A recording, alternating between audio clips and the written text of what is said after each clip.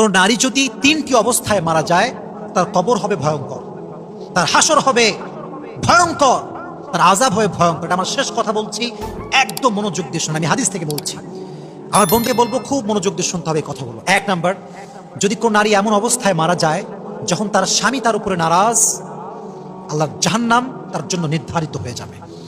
2 number, এটা খুবই sensitive, যদি কোনো মেয়ে এই অবস্থায় মারা যায় যে তার টিকটক অ্যাকাউন্টে তার উলঙ্গ ভিডিও আছে, তার ফেসবুক আইডিতে তার বেপর্দা ছবি আছে, বাজে ছবি আছে, তার ইনস্টাগ্রামে আছে, তার ফেসবুকে আছে, তার টুইটারে আছে, তার টিকটকে আছে, তার ইউটিউবে আছে, তার এই উলঙ্গ ছবি যতবার মানুষ দেখবে ততবার তার কবরে কবিরা গুনাহ আছে না নাই? লাস্ট পয়েন্ট, এরপর আমরা দোয়া করব।